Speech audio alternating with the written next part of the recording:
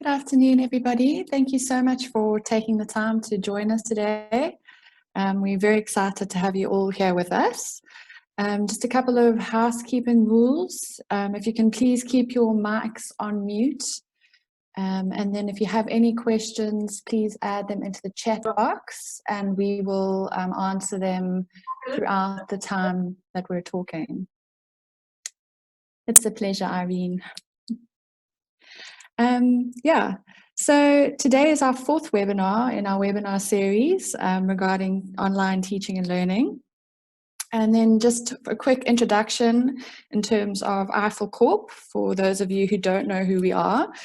We've been working in education and the edtech space for the past 22 years.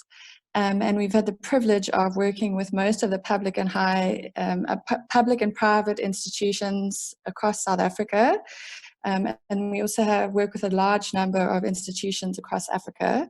At present, we have around 550 clients throughout Africa.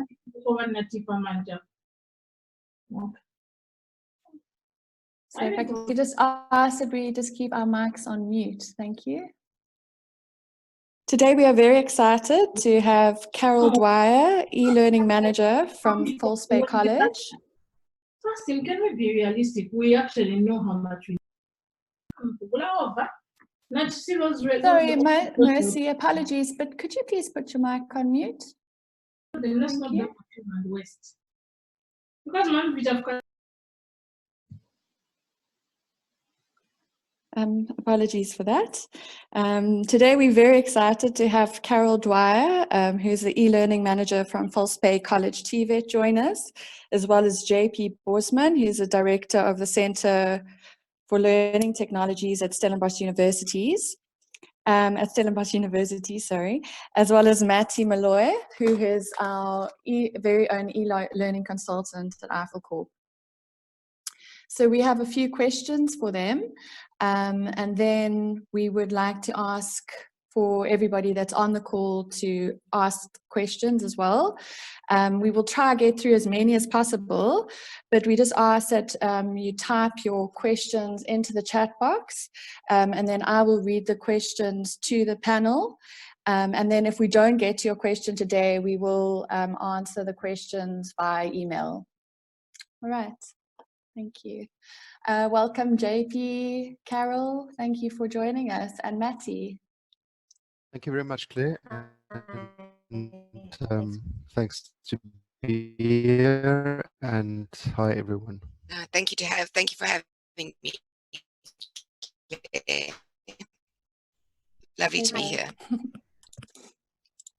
Great, perfect. So straight into our first question is. I think we can start with JP. How are you coping with the lockdown? How is Stellenbosch University coping with the lockdown? Thank you so much, Claire. It's a very broad question, and as I've thought about it, one excuse me, could possibly be writing a book by now on everything that's happened the last 3 weeks or 4 weeks, which is probably the reality for everyone in this call that's in higher education, as it were. So coping with lockdown, I'm going to answer that in terms, of course, of teaching and learning, and then with the focus on the online learning part, because I think everyone is in that boat now. So just to give you some highlights, maybe like every other institution, our decision was made to actually try and complete the academic year. I think that's very important. And as we all know, most of us are starting the 20th of April again with the actual teaching, which will now not be on campus, but will be in the online space. We also have trying to stay sustainable, and from that perspective, from the senior management perspective, there's been lots of committees that's now focusing on different aspects of the university business, as it were, to see what it means in this emergency to continue with business unusual. I think that's a new term that everybody is using. So just a first remark is that if we move towards our strategy, how we are coping with this, how we are going to get basically 28,000 or more students in the online teaching space and more than 1,000 lecturers with tutors, with all their courses. The first point is that we immediately saw that what we are going to do is not online learning or online teaching and learning. That is something that takes a lot of time to prepare, to plan for, and to implement. And so it's definitely not that we are planning. Some people in the global experience have called it emergency online teaching. The term that we decided to follow is temporary online teaching, because I think it's very important to distinguish it from something like fully online learning, which has a whole science behind it and all of that. We have some fully online courses that's been designed in that way, but this is a total new thing for everyone.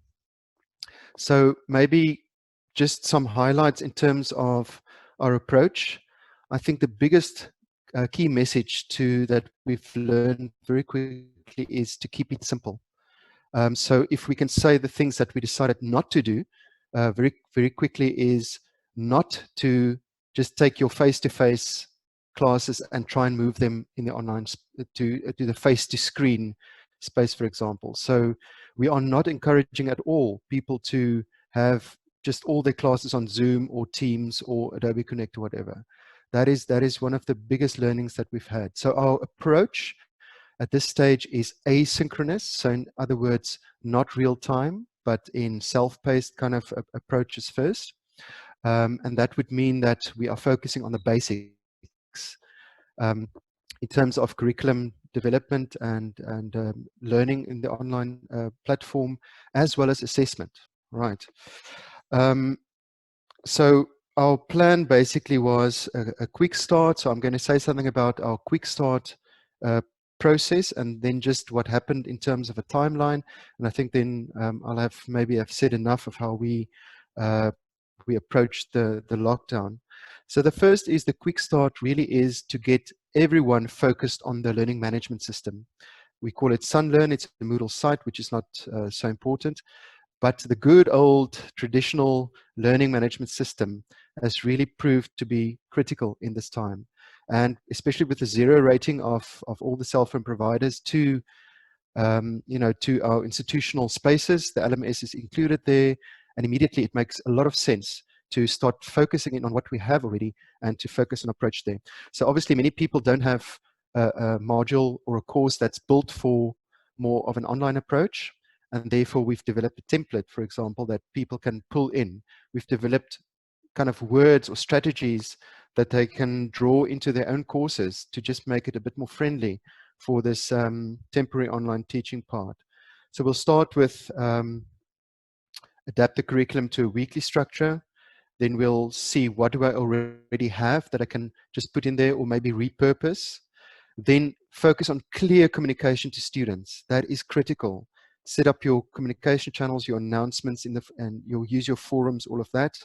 And then start thinking about the assessment part, and then just make sure that you know where to get help, and also that your students know how to get help. How we played this out was first to have a plan, and my center, as well as our little network of blended learning coordinators who work in all the faculties, as well as many other people, have come together in a kind of an emergency situation, and we've started creating resources, the strategy and all of that. And that played out in terms of webinars that we held with Microsoft Teams. And up to date, we've had over 800, 900 of our lecturers coming into those webinars, similar to this one, sharing the strategy and telling them what we were thinking and where to get help, etc. We also created a training site on Moodle, on SunLearn, where all the lecturers are enrolled into, so that they can learn how to do their own thing in the medium that they will be using. So on SunLearn, and there's a host of guides and resources, the focus on self-help, the access to previous webinars, all of those things.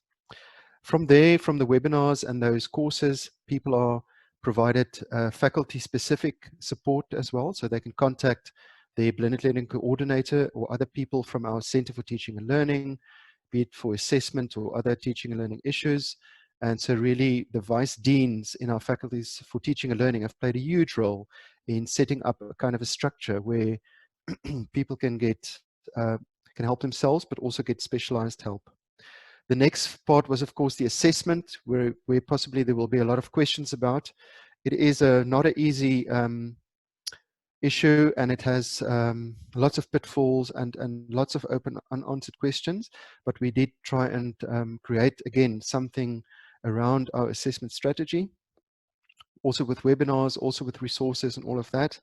And now we are in the phase that we are focusing on even kind of more specialized or more nitty-gritty things, as lecturers want to know, what does it mean to create data light resources, because that is one of the mantras that we've been saying: asynchronous, as data light as possible. But of course, what does data light mean, and what does it mean for a file size, or do I create videos or not? How do I create the videos?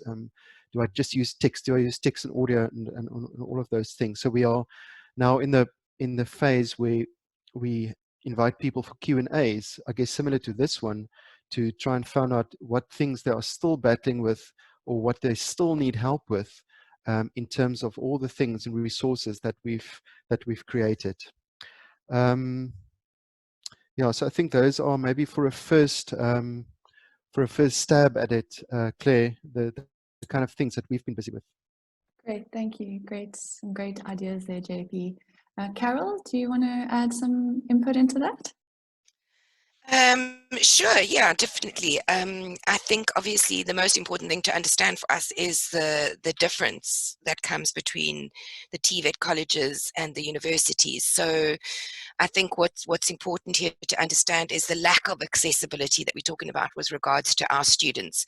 So what we've had to do is we've almost had to take a tech approach, but a very low tech approach, because of lack of accessibility. It's not just about data, it's about Wi-Fi connectivity, whether they're connected, whether they're not connected. So that's obviously been something that we've had to look at very closely.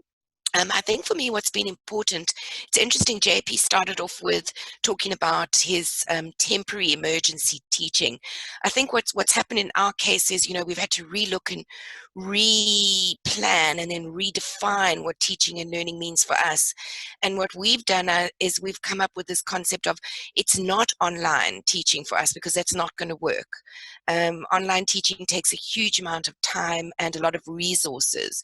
So for us, it's almost a question of remote teaching. It's not distance learning either, and it's not online learning. So it's something completely new, and it's remote teaching, which basically means that it's teaching students that are remote from the face-to-face environment. Our students at the TVET colleges are a very different, in a very different scenario to students at a university. So lack of connectivity is an issue. What we've had to do is, and what we've done, I must say, at our institution is, each of our campuses have got an initiative. So each of our campuses knows what the particular scenario is with regards to their students. So they will have chosen a form of communication with their students. A lot of them obviously are using WhatsApp. I also heard today about one of the campuses that is using Moya, which is an app that you can use that is not data heavy. So that was one of the other initiatives that came out of it. We have a learning management system, and we can use our learning management system. Our learning management system is called MyFBC. I'm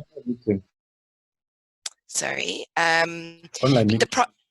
But the problem with our learning management system is exactly the same situation as most other people, is accessibility to students.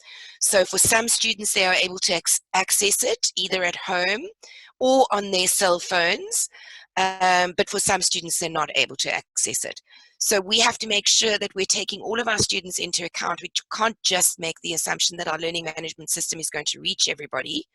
So we've had to learn it and look at alternative forms of communication, and then look at how it is that we can do teaching remotely using the technology that we have and using the technology that the students can access. And for me, it can't be a one size fits all, because we have such a huge different set of programs as well. So at the moment, it's been about a lot of innovation, but also about a lot of general communication with our staff and trying to keep on track with, what's happening. Great, thank you. And Matty, anything that you've heard that you've taken away from some of the clients we've been speaking to around this question? I think there's quite a lot that we need to take into consideration. I mean, there's a lot that has been mentioned that poses as impediments for the current institutions, and I think across we see that accessibility is definitely an issue. So I think there's different ways that we could obviously sit down and say, how do we formulate a plan that is actually going to be viable both for the client, for the learners, as well as the lecturers that are working within the institutions. So I think also it gives us a platform as an organization, as IFL, to go back and say, during these times, because this is so, and nobody was prepared for this, and I don't think anyone had anticipated that we'd be faced with a pandemic like this. So I think it gives each of us an opportunity to then go back and say, how is it that we can better support our clients during such times? And I think it's in as much as it's not a great ordeal to be facing, it also is a learning tool for all of us that allows us to be preemptive about certain things. And I think it'll better enable us to put certain measures into place so that should anything happen, learning continues, work continues, that the cycle continues, and it actually doesn't stop. So I think in as much as there are pros and cons to all of this, I think we can collectively come together and say, how do we collaborate in such a way that allows for us to have something to fall back on when circumstances like these arise. And I think it's also taken us as employees of IFL to come in and say, we need to continue working, we need to keep holding up the fort and supporting our clients as best as possible. Hence, we have also come up with ways of ensuring that productivity remains at its peak, and that everyone that is supposed to be working on specific projects, we're doing it and we're delivering, because if somewhere in that cycle no one is doing, or someone is not doing what they're supposed to be doing, there's an actual impact, not just for us as a business, but for the people that we're servicing as well. So I think it's important for us to be taking in what our clients have actually said in terms of how they're experiencing all of this, and try to really formulate a way of being able to better support them and ourselves as well, so that it continues as business as usual. Great, thanks, Matty. I just want to say it's wonderful to see everyone's faces. I think all of us are feeling quite sort of trapped in our little houses. So it's so nice to see all the smiling faces. I see some children also listening in. So it's actually so nice to see all of you. So really welcome to our webinar today. So a question for talking about productivity and keeping business as usual. Question for Carol: how is False Bay College and I mean your department specifically still enabling productivity? Well, obviously for us, what we're doing, I mean, Zoom is the best friend. I can see why Zoom has suddenly become this huge economically viable institution. We're using Zoom for a lot of our meetings at the moment, but you know, what we are is we're very lucky in that we've been doing distance learning for a while as well. So there's a lot of lessons that we've learned through not just distance learning, but through doing blended learning for the last like 5 or 6 years, where we're actually able to apply that now. So we're keeping productivity going with everybody meeting in the different faculties. So we still have all our campus management meetings, our senior executive meetings, senior managers meetings. Those are still all happening. They just happen remotely. And then what we're doing as well is we're keeping up to date with all of our campus heads. We've got intervention plans for each of our campuses, and each of those campuses has submitted those intervention plans as well. I think what's very important to understand here, and what we've discovered, is you cannot go with a one-size-fits-all to every single one of your campuses. And this is where it's really important in what you're doing is you're involving your campus managers and your senior managers that are on those campuses that understand the idiosyncrasies of that particular campus, and allow them to put interventions in place that work for them as well. You know, we use Blackboard, and we use Blackboard extensively, but on certain campuses, Blackboard is less accessible for students than on other campuses.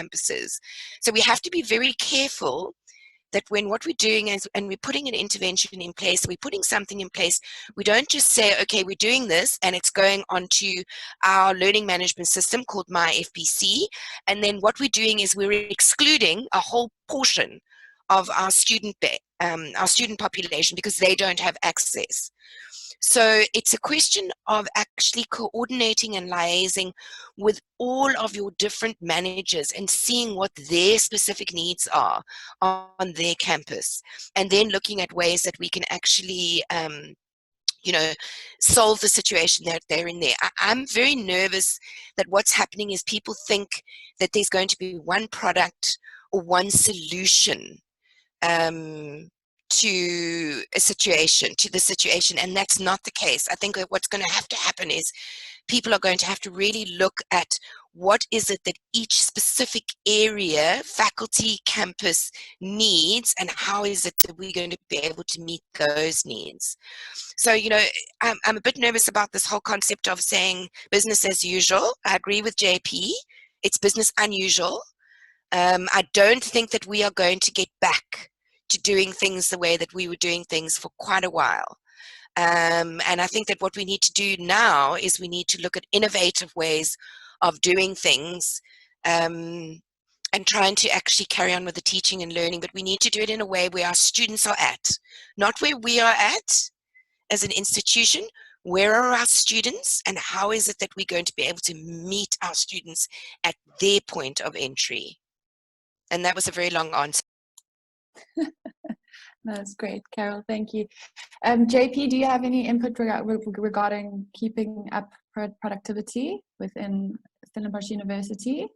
Right. Yes. Thank you so much. I really take a lot away from what Carol has shared now around the focus on the student, and later on, I think some of the lessons I might come back to something that personally it's been an eye-opener to me. Can I just say that our approach is maybe a bit more, as it were, top-down or institutional centric, as it were, but how it plays out as it trickles down into the different faculties, programs, departments, lectures with their modules, and then students is indeed playing out in the same way. I think the only difference would be that everyone tries to aim for the minimum of actually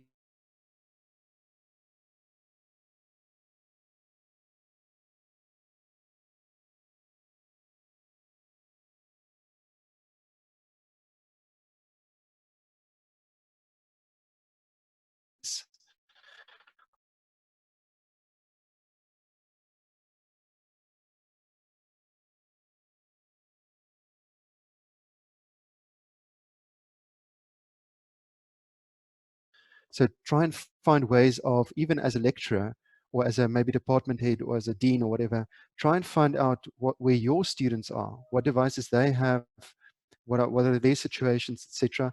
We did the same with the lecturers, because we also, I guess, kind of accepted that lecturers would have access and internet and all of those things.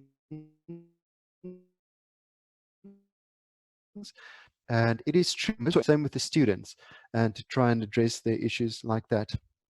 So in terms of productivity, more broadly speaking, I think our university, as I've said, created these committees, as we do create committees. But in this case, I think it was really useful, because what one first needs is centralized communication, and I'm so glad that we at least got that. So you know, the media is asking everyone who has, you know, a voice, from a dean to a director to a lecturer, about what is the university doing, and the messaging then created in that strategy is really hard. But we've decided as an institution to have one channel of communication, which all of you can find also on our website, sun.ac.za, and click through to the COVID-19 response, and there's this whole page for lecturers, there's a whole page for students and also for researchers, and things kick off from that so that everyone gets the same message. I think that was quite important. The second one is leadership, and I can't thank my own manager or senior director enough, because the kind of background work that she's done to keep everything in line and to think of how everything fits together. You know, it's a huge amount of people. This morning we met, and you know, we're talking about 20, 30 people who've got key responsibilities at the university.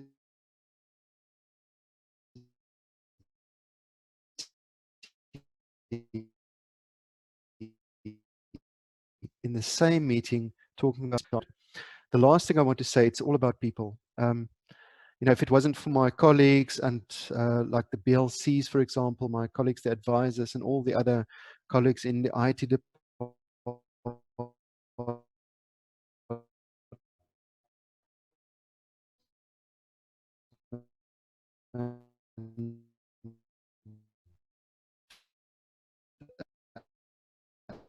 and the fellow directors up before this crisis, we're now drawing on them, which is a strong structure of vice deans and the blended learning coordinators and the IT people have already formed little working groups that really can quite quickly get things done. And so I think people at the end for me is what keeps us going. If it wasn't for that, it would have been very difficult. Thank you, JP. So just on our last question, and then we would open it up to the floor. You spoke about lessons, and so did Carol. So what are the lessons that we're learning? And from these lessons, how are we planning to integrate them into our future offerings or programs? Carol, you want to go? You go first. I'll start. Yeah, okay. So, you know, look, I've been doing e-learning and blended learning for about 10 years now, and you know, you'd think that 10 years down the line we'd be a little bit further on than we are, but no.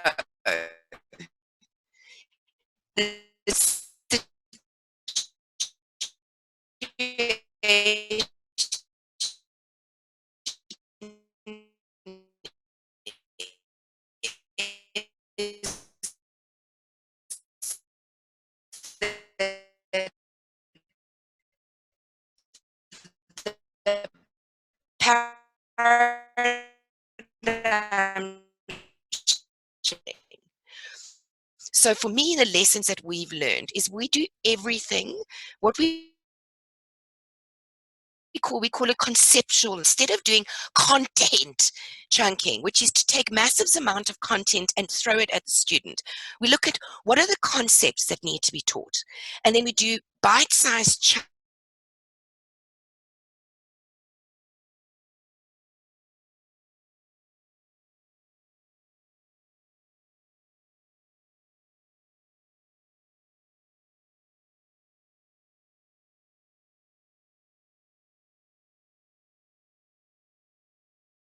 You can't say to a student, please go to YouTube and find a video on. There is a whole lot of junk that's out there, and that is not teaching. What you've got to do is you've got to be very specific about what it is that you're looking for in the video you're producing or the video that you're asking them to watch. What is your intention with the video? What is it that you want them to get out of it? So for me, it's got to be a very guided approach. Learning doesn't change because there's a different mode of delivery. You still have to scaffold your learning. You still have to sequence your learning. You still have to support your learners. So the learning doesn't change. It's just the mode of delivery that's changing. Is we're doing it in a more remote way of doing it. So small bite-sized chunk videos, making sure that your instructions are incredibly clear and explicit. We've been doing online assessment for probably the last 2 or 3 years now, particularly in our distance learning department. And what we've discovered with our online assessment is that your instruction needs to be unbelievably clear with no ambiguity. So you need to be very, very clear with your instruction about what it is that you actually expect a student to do. What we've also discovered with online assessment is you cannot just do online assessment unless you've actually trained your students on how to do an online assessment. So what we do is we actually have a process that has to be followed at our college, where somebody has to, first they have to apply for doing an online assessment. Then what we do is we moderate that assessment. So we have to get a hard copy moderated assessment that comes to us. Then my department, the e-learning department, will turn that into a online, convert it into an online assessment, because what we're doing is we're using the tools of our learning management system to create an online assessment. An online assessment is not taking a paper-based assessment, turning it into a PDF, and then expecting your students to do it. You're actually converting it into an electronic version, and they are tools that are built into your learning management system that can be used, but you need the subject matter expert, and you need the e-learning expert to be able to look at those questions and say, okay, this suits a jumbled sentence, or it suits a matching question, or it suits a sequential question. So those are the kinds of things that need to be taken into account. And I will not jeopardize assessment by putting it online. So what I do is I still apply the principles of assessment. So it still needs to be a valid assessment. It still needs to apply to all the principles of assessments that are used. I can be incredibly pedantic about it. And then what we do is we actually have a training session with the class, and we run through a small online assessment with the class to ensure that they are familiar with how to navigate through an online assessment. Because otherwise what you're doing is you quite possibly are setting yourself up for an invalid online assessment if your student is not familiar with actually being able to do it. And then what we do when we do the actual assessment, we are there in the assessment to ensure that technically there are no issues, and that the students are actually able to navigate their way through that assessment as well. So I suppose what I'm trying to say is I'm trying to say that there is no quick fix to the current situation. It doesn't mean that there isn't a solution. There is a solution, but it just means that what we have to do is we have to be methodical in the way that we do it. Yes, we can do online assessment. We can do online assessment on Moodle-based platforms. We can do online assessment on Blackboard. It's possible to do. It just needs to be done methodically, and all your principles of assessment that you would use for your normal assessment apply to online assessment as well. And it's the same for content development as well. You know, it's great. There's lots of content that is out there, but you need to be methodical in the way that you are actually selecting the content and using the content. And now I will be quiet, and JP can add to this. Thank you, Carol. Wow, that's really inspiring, actually. I think those are hitting all the right notes, as you say, of years of experience. And yeah, I wish we had more time to plan for this. I just want to link onto what Carol has shared in terms of the content on the one hand side, and then a bit on assessment. And then I'll share something else which personally I found to be quite eye-opener, or two things actually. So on the content side, Carol mentioned the short bite-sized chunks of video. And I think it's fine. I think we shouldn't possibly shy away from video, although if you can do it only with text, for example, PowerPoint slides, use the notes and just write more extensive notes in your PowerPoint. You know, that's already a first layer of communication, text only, for example. But if we follow the principles of universal design for learning, and this obviously isn't the time for everyone now to become UDL specialists, but I do feel quite strongly about this, is that at least when we are doing things now and preparing materials for the online space, we must try and look at the basics of universal design, which talks about representation, a variety of representation, variety of engagement with material, and also of students expressing themselves. And just knowing that that is possible, I think, is the first step, because we are so used to doing things in a certain way. Okay, so let me get more practical. So I would, for example, say, if you have time, make your bite-sized video at the same time export that video, which is fairly easy, to an audio only option as well. And if you can, do a quick transcription of that audio into a text-based file as well. And in that way, you get students with variety of access and skills. And also, I don't believe in learning styles, you can just say it like that, but just giving more options for people to actually engage with the content. And then that moves to engagement with the content. It's about giving more than only the one option. And then expression, which comes to the assessment part, where students express their knowledge, I think also should include maybe more options. And on our side, our Center for Teaching and Learning has done wonderful work to brainstorm and innovate in terms of actually not just doing different kinds of assessment in the way of now it's a quiz online or it's an assignment or this or that, but actually thinking a bit deeper around what assessment is for and being creative in that way as well.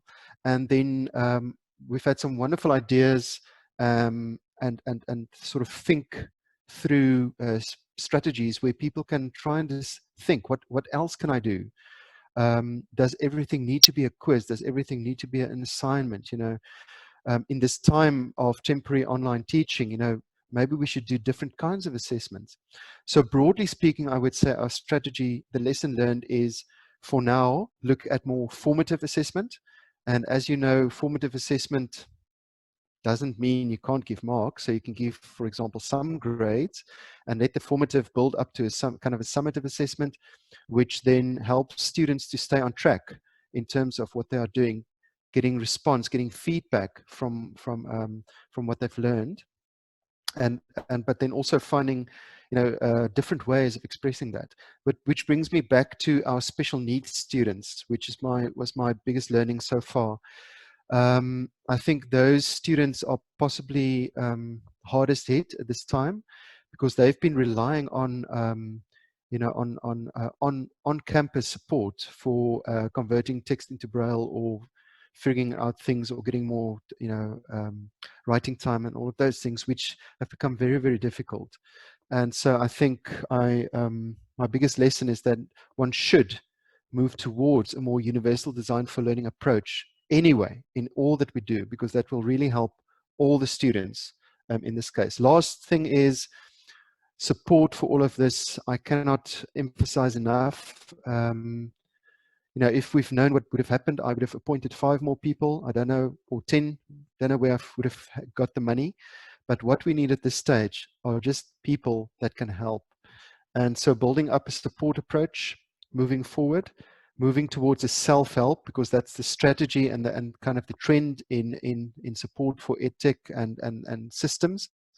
So really just getting a crack on starting that, actually seriously starting that, because then we would have been in a more a little bit easier position to be able to support people to help themselves, because that's really the first strategy, and then layering it on from there. So I think those are enough lessons from my side for a year's work. Thanks so much, JP and Carol. Very solid practical points, so I appreciate that. So just on to some of the questions from the floor. One of the biggest themes that I've seen running is about online assessment and exams, and how if we had to continue with the lockdown and continue to be teaching and learning in this new unusual way, how do we do online assessments and exams that are actually have academic integrity behind them? How do we do that?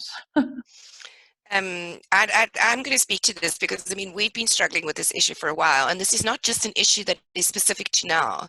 This is an issue that has been going on with a while, particularly with regards to any of the institutions that have been moving towards distance learning.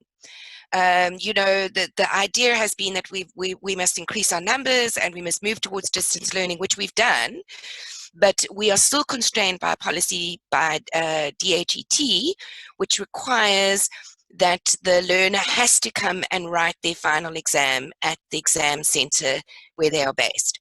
So we have this distance learning, which is not distance learning because it's kind of distance learning, but it's learning at a distance, but it's not really. So it has been something that has constrained us for a while with regards to these issues. And one of the other things I want to touch on here, because I also saw a question here, is with regards to maths, testing mathematics online. This has been a particular issue for a lot of people. For us, we've struggled with subjects like mathematics online and also engineering drawings, and specifically electrical drawings and things like that, which are not always easy to assess online, because you find that a lot of your assessment modules don't necessarily take into account your maths methodology. So for example, what people are saying is they can't really test maths by using multiple choice questions. You need to be able to test methodology. There are tools out there. You know, different learning management systems have different maths editors, but what you need to understand about this as well is you cannot assess maths with a student unless you've trained a student how to use that tool. So you can't go and set up a maths assessment for a student and then expect them to know how it is to type up a formula on a computer.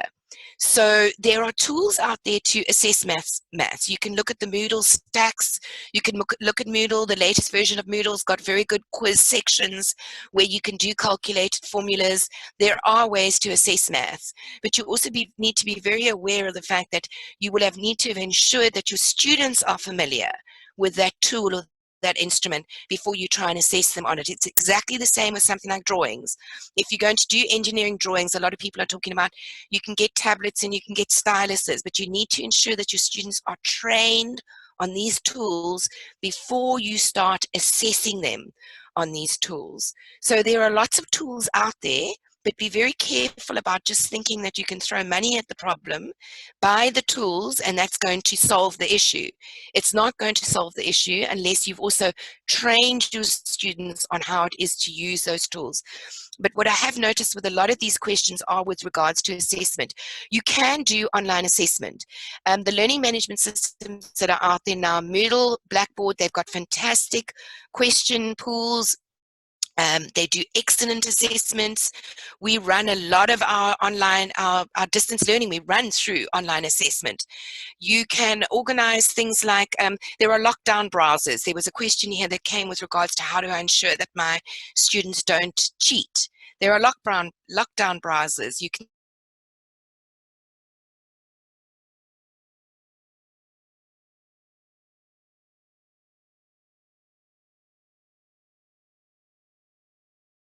we have students that are in industry that are writing exams and tests during industry hours, and we actually have an agreement with their supervisor who acts as an invigilator, and their supervisor actually signs a formal invigilator contract that stipulates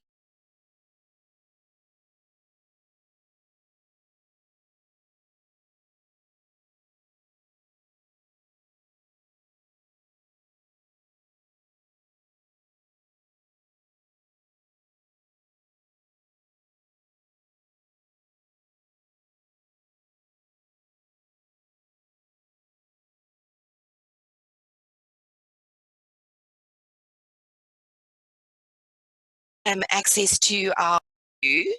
It just requires a little bit of a paradigm shift, and you have to carry on with applying your assessment principles to it. Can I Yeah. link in there? Go for it, JP. So just around online assessment, you know, one could draw a continuum where on the one hand you've got almost like only formative assessment, where we are tracking students, making sure that they are engaging and that the outcome is at the end, you know, approaches something of a skill or a, you know, change of knowledge, attitude, you know, the typical outcomes that you have. On the other hand, you know, and this is possibly what many people are thinking about, you have to bring out the big guns. And those who want to go that route, our business school has been dabbling in this. It's basically called remote proctoring. So Carol mentioned lockdown browser, which is certainly you know, a start, which costs money, but you could roll it out to a little bit more people. fairly expensively or inexpensively. But once you get to remote proctoring, it's a whole different ballgame. I mean, they needed to actually appoint, I think, 2 more people just for that. So basically, it's a system that the students commit to, and then they install some software on their system, on their laptop. And when the exam starts, it basically locks down their whole environment, only allows them into the quiz that they need to do or their assignment. It puts on their webcam, it tracks their keyboard, activity, it checks sounds, it check if I look away like this, it will flag, and with little bells and alarms going off, almost as if you're in an invigilated environment. And I mean, that has been working quite successfully, but that's a whole different ballgame. That's something that they've spent 2 years on planning. The students are executives with fiber internet and all the devices needed, and you also sign that you commit in those courses to having the devices, the bandwidth, all of that. So I think that is just something we shouldn't even think of.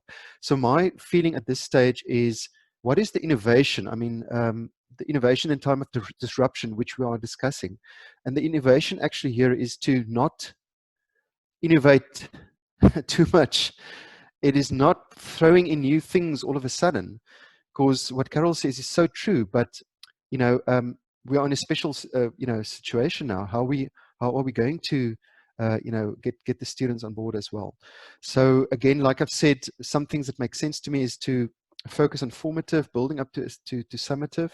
I think we are still all hoping that at least maybe by July or even the second semester, that students will have an opportunity to come back to campus, because there's a lot of stuff, practicals, the medical, the lab, all of that's actually not possible to do online, or to at least dabble with, but not fully. And we're hoping to, in a way, catch up with certain of the things later in the year. But of course, at this stage, we don't know exactly what's going to happen. So if it sounds like I have all the answers, or it's not true. It's really a hard thing and hard situation to be in. But what I wanted to say as well is that our lecturers are just amazing. The way that they just just think creatively and work together as teams as well to try and sort out what assessment would look like in different knowledge fields is truly heartwarming. Thank you. Thank you, JP. So a large number of people have asked about accessibility in terms of data, bandwidth. How do we address that? Because not everybody has access to internet. I know just from a personal level, at school, we have some parents that just don't have access to internet, and the school is dishing out all the information via the internet, and people don't have access. So how do we stop those people from falling behind? What can we do? I know that what's been happening, particularly in some of our campuses, we're struggling with that issue as well, is that students don't have access to the LMS because they don't have access to their devices that allow them to do that. They do have access to WhatsApp, and as I said, there's this new app that I heard about called Moya, which I only heard about this morning, which apparently doesn't require I don't know if Miles wants to have a quick look at that and maybe give some feedback on the chat site. I think it's MOYA. But I think the thing is that I know what we've been doing is small little things. What JP said about making a video and doing a transcript and then doing an audio as well. What you've done then, if you've made a video, you've got audio, and then you make a transcript. That means that a student that can access video can watch video. A student that can only listen to it on their cell phone can listen to it. And a student that can't listen to it but could maybe get an email or could maybe get a WhatsApp with a document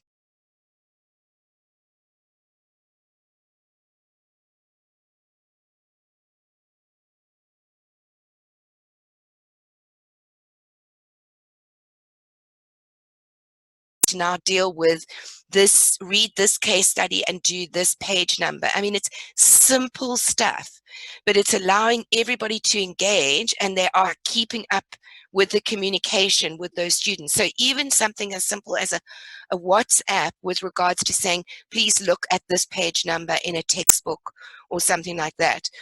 But there's almost like, you know, Alice put a question here and said low tech. I mean, how low tech is low tech?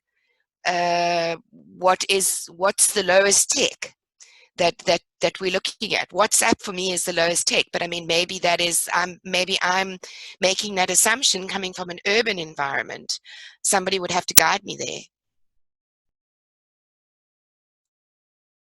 Is there anybody on this call in more rural areas that can I have a Yes? colleague that went home to the Eastern Cape. So obviously, the Eastern Cape, you know, she's probably in a suburb, but I mean, connectivity there wasn't bad. I mean, our strategy that we are building on and hoping will work is that at least the universities, I'm not sure about the other TVET colleges, etc., with the 0 rating of some sites, I think will make a big difference. That's why we have decided to put everything on the LMS, because if you have a little bit of data, so you can even buy a SIM card from Vodacom if you don't have one, you put on a little bit of data, you know, 100 mega, 200 mega, whatever, and you then access our URL for the learning management system. It actually doesn't draw any data. You don't pay for that data. And obviously that's not a foolproof, but at least that will really help people to get the basics done. So that's a different way of thinking as well. You can't put things on YouTube anymore, or get them to watch that video or that video that immediately will then blow up that data plan. So it's a little bit technical, but once you get your mind around, keep things small and simple, data light, put it on the LMS, and make sure students can access it from there. We also have the SunLearn app, or the Moodle mobile app. I know Blackboard also has one, and that has also been proven to be quite good, because you can also offline the courses. So if you have internet, you can get basically all the course information onto your device, and then to participate, you just need to link on. But that's also 0 rated, also free. So of course, once that plan plays out now from the 20th, we'll see the real issues. But at least these are some things, as I've said in the beginning, that we are trying to put in place to make things as easy as possible for both lecturers as well as students. Thanks, JP. Another sort of theme in most of the questions has been about students' health, so mental health, so dealing with the students and the change. Anybody on the panel able to speak at what support structures are in place, or what you've been doing to assist students? Yes, I think we can. I mean, we have a very strong student support department that's going. So part of the plans that were put in place before we actually closed down was that our student support officers would stay in contact with students. But I mean, I think that one of the interesting things that has come up, and nobody has mentioned it on the forum today, is, I mean, we had a meeting around this morning. It's about what happens when we go back to college. It's not business as usual, because you're not going to be able to have, you know, do we still follow protocols? Because then you cannot have a meeting of more than 50 people. Do we go back into classrooms? You know, these are the kinds of things and the kinds of questions that are being asked. And what's interesting is it's not just coming from the lecturers, it's also coming from the students. What are you doing about my health when I come back onto campus? We also have students that have gone home to like areas like Lesotho. Now, Lesotho extended their lockdown till the 14th of May. So now we've got students that supposedly should come back to college on the 20th of April, but there are certain lockdown areas that have been extended until, so there are a host of issues that are coming up around this. And I think that what's really important that hasn't been mentioned, it's not just the emotional and the mental well-being of our students, it's also about this paradigm shift of we are not going to be able to go back to business as usual. So how are we going to innovate to teach in a way that where we're doing it, where we potentially won't have full classrooms and things like that as well. But I think important that we start to look at the emotional well-being, not just of our students. I think we have to look at our lecturers as well, and what are we putting into place to keep them not just physically safe, but emotionally they're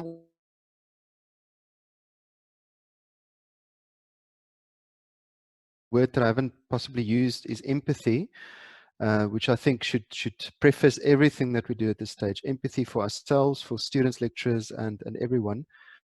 It's really hard, so we shouldn't forget that. We do have a fairly well-developed mentor-mentee program, and we are also now bolstering our tutoring side. So in terms of pastoral support from an academic perspective at least, we know that it's important, and we are bolstering that as well. And then also our student services are also available, and have been, moving online through calls and other means of support, and also putting some resources and even courses and stuff online for students to just help however one can. But the issues that Carol mentioned, and this idea of coming back to campus, I think is a huge one. Maybe we can have another webinar on that one later. Yeah, sounds like a great idea. Matty, do you have anything to add in terms of health and wellness? Have you seen anything, heard anything from any of the clients you've been dealing with? I think from a health perspective or mental health perspective, I haven't necessarily heard anything specific from any of our clients, but I think if we remove all job titles and we just look at ourselves as individuals, as humans, there's a lot that we are going through. And naturally, what happens is that our minds are built to resist change. And right now, it's easier to just try and touch and go and find out, are we going to go back to the same way that things were before this? And I think this forces us to stop going back to how things were and start recreating different ways of thinking, different ways of working. So I think it provides us with an excellent opportunity to go back to the drawing board and say, what is it that we want to see happening in the near future? How do we overcome everything that has happened, and how do we build on so that if anything happens in the near future, we know that there are certain things that we can fall back on. It's not all doom and gloom. There are certain provisions that we have put in place, but I think if we just look at ourselves as individuals, we're all going through a lot. So like JP is saying, empathy is going to be so important even for the people that you are working with. There's some people that are actually living alone through this, checking in with those people, finding out, are you okay? Making sure that the people that you haven't seen, your extended family members, just extending that empathy, that love, that warmth. It's so important right now. And not just taking your situation personally, because we each have different living situations. So we also need to be very open-minded as to what other people are going through currently. So I think neurologically, this allows us to go and rewire thinking patterns to say, okay, if we ever have to have a difficult situation, how do we find, or how do we channel ourselves to be a people that is solution driven, as opposed to stressing about how are we going to go back and be okay? The reality is we might never be okay. But how do we take that unokayness and make ourselves even better and say, you know what, even though we can have so many challenges thrown our way, as a nation, we have a sense of camaraderie and we know exactly what it is that we can do, coming together and collectively solutioning everything that we could possibly face as a nation. So I think that human aspect still needs to be there. We still need to share the love, pass the greeting, spread positivity, because right now it's so easy to be negative, but channeling and rewiring your mind to be positive, this is what you now need to teach yourself. So I think it's also great mental stimulation, preparation, and I think with the correct mindset and the correct solution and the willingness and that grit, I think anyone in any organization can pick themselves up and move forward and look back at this retrospectively and say, sure, it looked bleak at that time, but we made it through. Thanks, Matty. Thanks for that positivity. Yeah, so we have come to the end of our session. There are quite a few questions in the chat area, but we will answer those questions and then send them back out to everybody. Matty is just going to let us know quickly about something that we're giving away from Eiffel. Do you want to just give everybody an idea as to what it is, Matty? Yeah, because Eiffel is we're known as a bunch of givers. So because we actually are in the spirit of giving, and we just want to enable everybody during this difficult time. Our DTX manual, our unit 2 in our first week actually covers the role of the digital educator. So I think it really does provide everybody with such great insight in terms of understanding what are the tools that are going to be necessary for the digital educator, so that you can start applying that even through the pandemic. And I think this is going to just be a great tool and a great resource for everybody at this time. So I think the link will be actually shared on the chat box, and everybody can use that link to download this and have access to this. And we hope that it will be as informative as we have found it to be. And we know that, I mean, with Eiffel by your side, we're going to get you guys through this. Yeah. Thank you, Matty. So I have included the link in the chat box, and we will send it out to everybody when we send out the questions and answers, as well as the recording of today's session. Just want to give say a big thank you to Matty, to Carol, and to JP. We really appreciate your time and sharing. Welcome. Thank you to everybody that joined us. It was wonderful to have you all join us today, and we'd love to hear more about what you are all doing.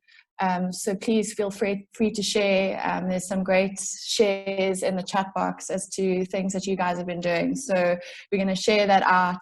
Thank you so much, everybody. Have a wonderful day and all the best.